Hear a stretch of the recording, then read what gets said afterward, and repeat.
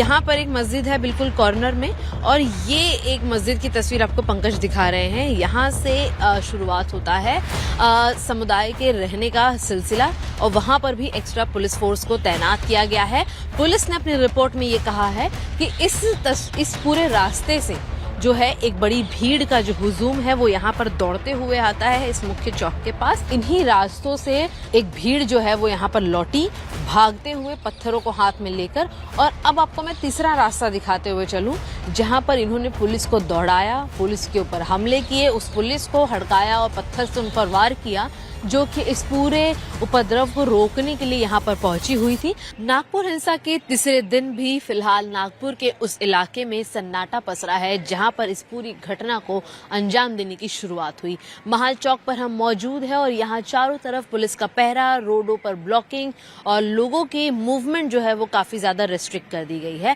आपको सबसे पहले मैं इस चौक की तस्वीर दिखा दूं, जहाँ पर छत्रपति शिवाजी महाराज की इस मूर्ति के समक्ष ही हिंदू संगठनों द्वारा प्रदर्शन किया गया था कि औरंगजेब की कब्र को हटाया जाए महाराष्ट्र से। वहीं आप देखेंगे कि इस जगह की मैं महानता आपको बताती चलूं, पीछे है गांधी द्वार, जहां पर शांति के प्रतीक इस द्वार के बिल्कुल समक्ष ही गाड़ियों को आग के हवाले उपद्रवियों द्वारा किया गया, जिन्होंने इस पूरी हिंसा को अंजाम दिया। वहीं आप देखेंगे कि बैरिकेड लगाकर इन सभी रास्तों को रोक दिया गया है, बंद कर दिया गया है। सिर्फ उन्हीं गाड़ियों की आवाजाही यहाँ पर मुमकिन है जो कि इसेंशियल जरूरत का सामान लेकर, जैसे कि न्यूज़पेपर, दूध या फिर सफाई कर्मचारी, इन तीनों ही हालात में लोगों को यहाँ आने जाने दिया जा रहा है, या फिर जिनके घर यहाँ पर मौजूद हैं वही सिर्फ यहाँ से आ जा सकते हैं। ये आपने तस्वीर देखी, बैरिगेटिंग यहाँ पर लगाई गई है। यहाँ आप देखेंगे बैरिगेटिंग लगाई गई है, बाकायदा पुलिस पूछताछ करती है जिनके घर हैं या जिन्हें यहाँ कोई बहुत जरूरी काम है, सिर्फ उन्हें ही यहाँ पर आने जाने की इजाजत है। अन्य लोगों से पूछताछ कर उन्हें यहाँ से लौटने के लिए कहा जा रहा है। वहीं आपको तीसरा रास्ता भी पंकज दिखाते चलेंगे, और इन बीच आप लगातार नजर बनाए रखिए कि किस तरीके से जो यहाँ पर दुकानें हैं उन सभी पे ताला बरकरार है। सुबह जैसे कुछ छोटी दुकानें खुल जाती थी, उन सभी पर भी अभी भी ब्लॉक किया गया है, वो नहीं खुल रही। वहीं यहाँ पर पुलिस की जो तैनाती है वो बड़ी मात्रा में अभी भी लगाई गई है, अभी भी बनाई गई है, और साफ तौर पर सर्वेलेंस लगातार किया जा रहा है। आपको बता दें कि इस पूरी घटनाक्रम में 34 से ज्यादा पुलिस कर्मचारियों को हमला किया गया, उनके ऊपर उन्हें घातक किया गया, और उसी के साथ साथ आम सिविलियंस के ऊपर भी हमला किया गया। और इसीलिए पुलिस की तैनाती अभी भी इस इलाके में बड़े पैमाने पर बरकरार है। देखना ये है कि राज्य सरकार के इंटरफेरेंस के बाद और शांति बनाए रखने की मुहिम जो सरकार ने छेड़ी है, उसके बाद कितने दिन नागपुर वालों को दुकान पर ताले लगाकर घरों में कैद होना पड़ता है। नागपुर की चिटनिस पार्क चौक की तस्वीर आपको सीधे दिखाते चले। सुबह की पहली पहर के बाद अगर आप देखेंगे तो यह वो चिटनिस पार्क चौक है जहां पर उस हिंसा ने पुलिस वालों के खिलाफत में अंजाम दिया कि पुलिस वालों के ऊपर पथराव किए गए, उनके ऊपर डंडे बरसाए गए, लेकिन उसके बावजूद भी महाराष्ट्र शासन द्वारा यहाँ पर पुलिस अभी भी मौके पर बनाई गई है। आपको मैं बताती चलूं कि जिस तरफ की तस्वीर आप देख रहे हैं, इसके बिल्कुल एक स्टार्टिंग पॉइंट पर कॉर्नर में एक हिंदू मंदिर है, जिसके बाद ये पूरा हिंदुओं का इलाका शुरू हो जाता है। हालांकि बैरिगेटिंग करके उस तरफ के रास्ते को भी रोका गया है। वहीं अगर आप दूसरी तरफ की तस्वीरें मैं आपको दिखाती हुई चलूं, यहाँ पर भी आप देखेंगे कि अभी भी जो पुलिस की फोर्सेस हैं वो अधिक से अधिक यहाँ पर लगाई जा रही हैं।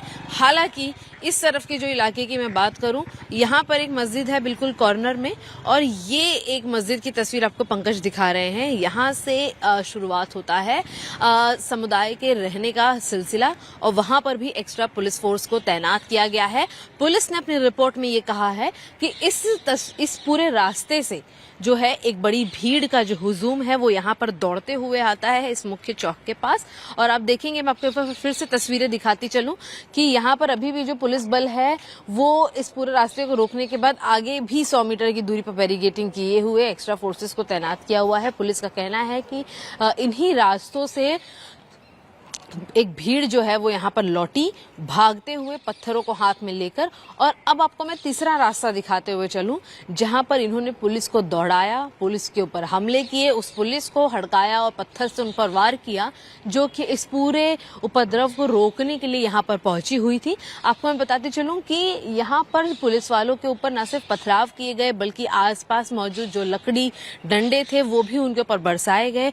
बातचीत करने की कोशिश जो पुलिस द्वारा की गई थी, उन्हें और ज्यादा पीटा गया और पुलिस की गाड़ियों की भी तोड़फोड़ इन्हीं रास्तों पर आगे की गई है, जिसकी मैं आपको तस्वीर आगे दिखाऊं कि अभी भी जो है मुख्य रूप से ये पूरा रास्ता ब्लॉक किया गया है। एक बार आपको मैं तस्वीर दिखा दूं उन दुकान पर लगे तालों की, जहां पर सवेरे लोग चाय पीने, नाश्ता करने, लस्सी पीने पहुंचते थे। अब वहां पर पूरी तरह से सन्नाटा है और कोई भी दुकानें नहीं खुली हैं। वहीं दूसरी तरफ इस पूरी चौक को कलेक्टिवली फिलहाल सुरक्षा के मद्देनजर बंद कर दिया गया है। चारों तरफ का जो इलाका है वहां अन्य समुदाय के लोग रहते हैं। एक तरफ मुसलमान समुदाय रहता है, एक तरफ हिंदू समुदाय रहता है और दोबारा किसी तरीके के धार्मिक विवाद या धार्मिक स्लोगन न उठें और न इस तरीके का उपद्रव दोबारा तस्वीरों में नजर आए, इसे रोकने के लिए पुलिस सुरक्षा अभी भी बनाई गई है। कर्फ्यू जो है वो अभी भी नागपुर में अपनी जगह पर तैनात और बरकरार बना हुआ है। उत्पाद यहाँ पे मचा हुआ है, पूरी दवाइयाँ यहाँ पे जो उसके कॉटन सब कुछ तो यहाँ पर तहस नहस किया गया है। ये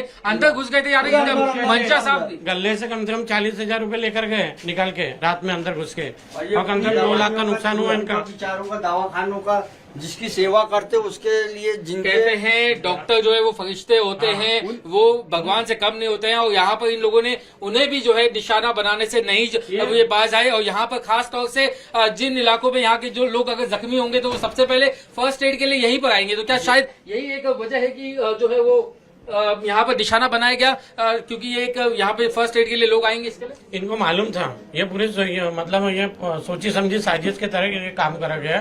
घर में घुस के मतलब लेडीजों को गालियां तक बकी गई है। वो तो अच्छा है कि लेडीज लोग ऊपर थे, नहीं तो उनको भी ये बाहर निकाल लेते थे। और यहाँ पर उस वक्त कौन कौन थे, क्या मार पिटाई हुई?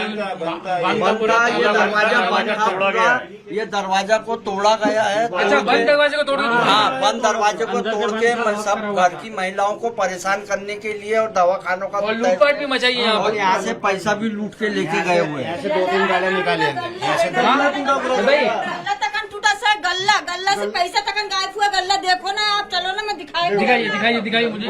ये देखिए टूटा ना सर जी, गल्ला दिखा दीजिए। गल्ले से पैसा तक लेके गए ना सर।